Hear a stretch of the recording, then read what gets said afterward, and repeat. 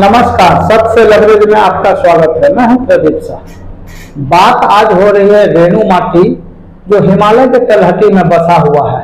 भारत नेपाल जोगबनी अंतर्राष्ट्रीय सीमा से महज 12 किलोमीटर दूर फारबिसगंज अनुमंडल मुख्यालय, जो कि रेणु स्वर्गीय फणेश्वर नाथ रेणु की जन्म व कर्म भूमि है।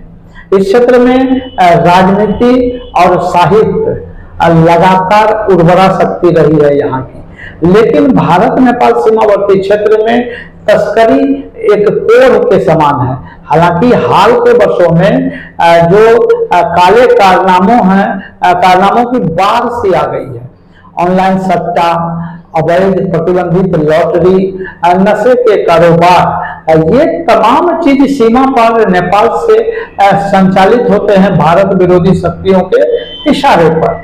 भारत नेपाल जोगबनी सीमा पर जो केंद्र और राज्य की सुरक्षा एजेंसियां हैं, गुप्तचर एजेंसियां हैं, इन लोगों के द्वारा जो संवेदनशीलता सीमा पर होनी चाहिए, उसमें कहीं न कहीं उदासीनता है। इसी कारण सीमा पार नेपाल से जो भारत विरोधी शक्तियां हैं, ये भारतीय सीमा से सटे जो सीमांचल का इलाका है, जो रेणु माटी का इलाका है, यूं कहें मिथिलांचल का इलाका है, तो दरभंगा से लेकर के किशनगंज तक इन क्षेत्रों में सीमा से लगे, हालांकि सीमावर्ती क्षेत्रों को लेकर सरकार गंभीर रही है।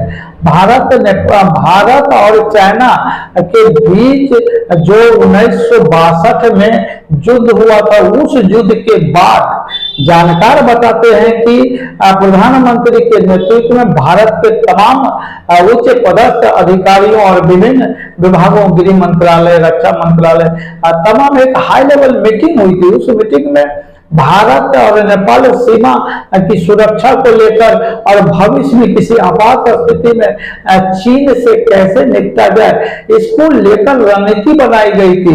और जानकार तो यहाँ तक बताते हैं कि उस बैठक में लिए गए निर्णय के बाद जो भारत नेपाल सीमावर्ती इलाका है, उस सीमा से सटे 6 से 20 मील की दूरी पर पार्श्ववर्ती सड़क मार्ग और रेल मार्ग सुरक्षा सामरिक महत्व की दृष्टि से बनाए जाने का निर्णय लिया गया था।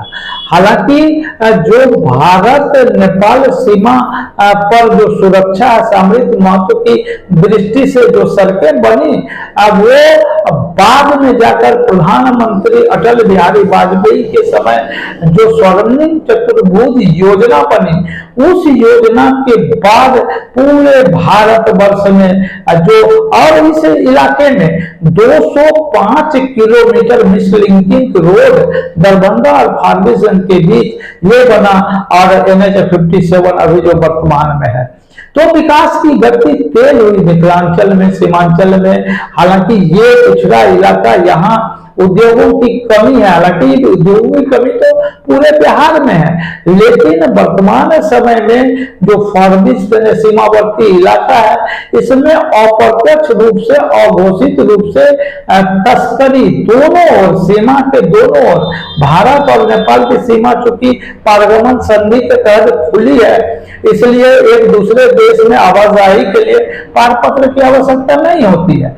लेकिन जब केंद्र सरकार ने देखा, जॉर्ज फर्नांडिस जब रक्षा मंत्री थे, आवश्यकता महसूस की गई, गृह विभाग के रिपोर्ट के आधार पर भारत नेपाल सीमावर्ती क्षेत्रों में सीमा SSB की तैनाती की गई।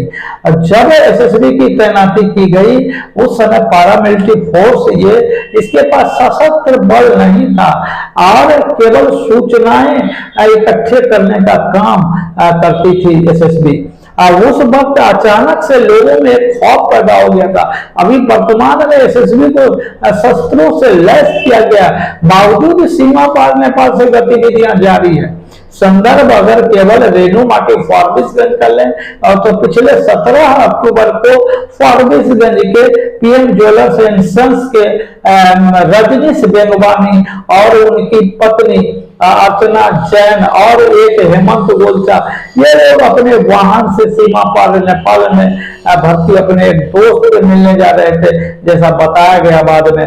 और इनके गाड़ी को SSB जोगबनी सीमा पर तैनात SSB 56वीं बटालियन के जवान ने पकड़ा और कहते हैं कि वहां कुछ बरामदगी हुई। बरामदगी की चर्चाएं हुई, कोई सोना कह रहा है, कोई चांदी, लेकिन जब औपचारिक रूप से कस्टम को सुपुर्द किया गया तो ये चांदी के सिक्के थे 4 किलो 900 ग्राम।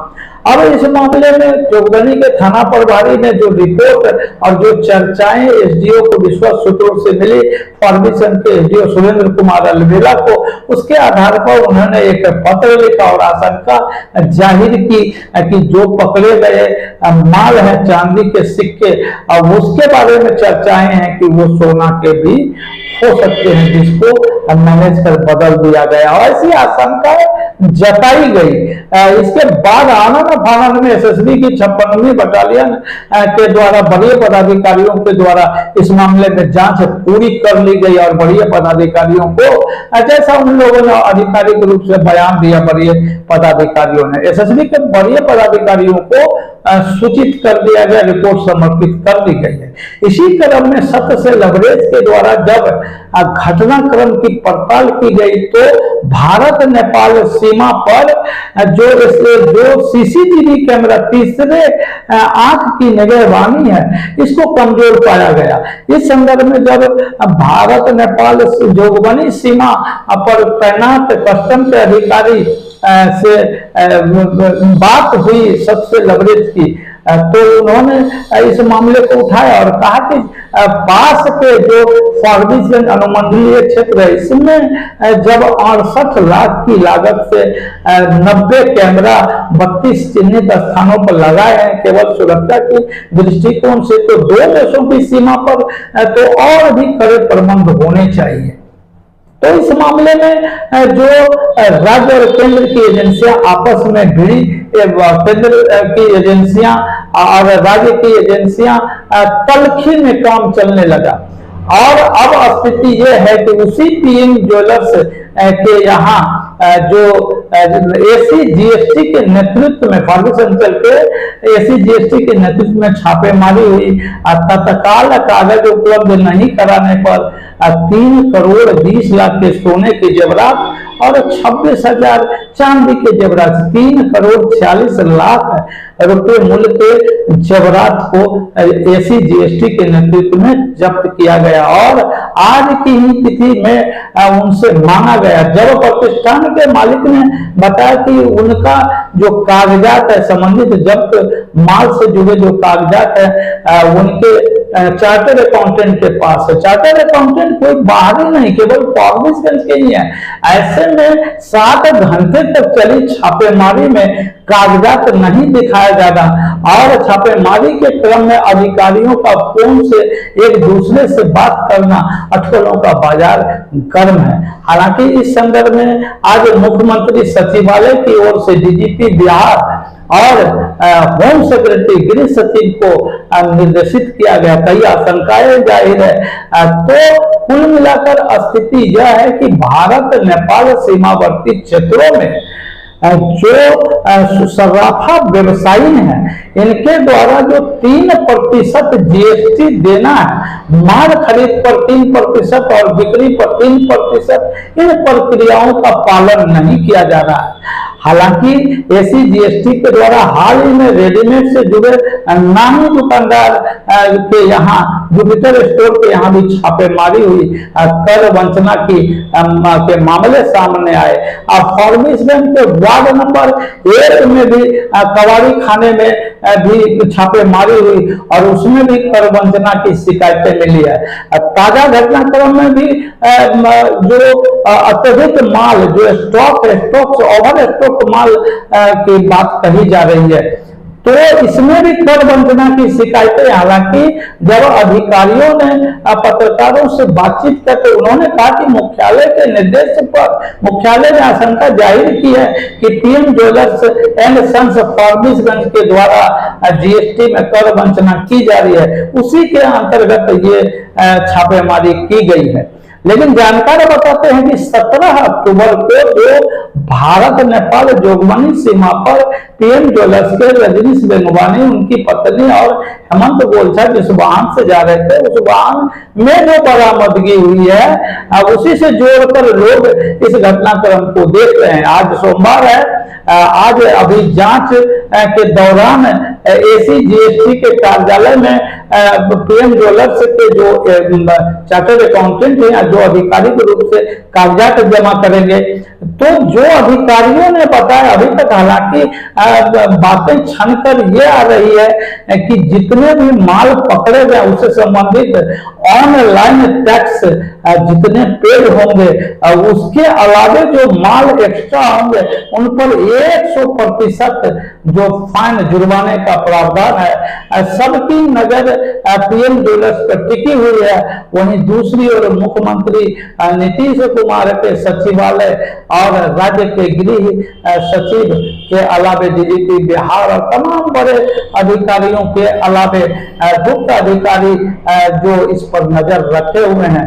देखना होगा कि सख्त से लवरेज की तमाम कोशिशों के बावजूद क्या सीमावर्ती क्षेत्र में तस्करी पर लागू होता लगाम लग पाता है, या सीमा पर सुरक्षा की चाक चौबंद व्यवस्था होती है। आइए चलिए दिखाते हैं कि रिपोर्ट की जब पीएम ज्वेलर्स में छापेमारी चल रही थी पिछले दिनों, तो उनके अधिकारी फोन पर लगे हुए थे। अब लाख टके का सवाल ये है कि चर्चित पीएम ज्वेलर्स में जब छापेमारी चल रही थी, उस वक्त अधिकारी फोन पर बात कर रहे थे। आखिर ऐसी क्या बात है जो अधिकारी अकेले में फोन पर बात कर रहे थे? हालांकि प्रतिष्ठान से भी लोग जो आ जा रहे हैं, छापेमारी के दौरान प्रतिमारी को रुकना चाहिए। तो ये एक अटकलों का बाजार गर्म है कि आखिर पीएम ज्वेलर्स में जो एसी जीएसटी के नेतृत्व में गत दिनों छापेमारी हुई, इस दौरान क्या बात कर रहे थे अधिकारी एक दूसरे से अकेले में? तो संदेह के बादल मंडरा रहे हैं। और पीएम ज्वेलर्स के यहाँ जो 3 करोड़ 20 लाख के सोने के जेवर और 26 लाख के चांदी के जेवर, 3 करोड़ 46 लाख के जेवर से संबंधित कागजात तत्काल उपलब्ध नहीं कराया गया। कहा गया कि प्रतिष्ठान के मालिक के द्वारा कहा गया कि उनके चार्टर्ड अकाउंटेंट के पास वो कागजात हैं। तो वो चार्टर्ड अकाउंटेंट जो पीएम ज्वेलर्स के हैं, वो फारबिसगंज के ही निवासी हैं। चंद मीटर फासले पर उनका घर और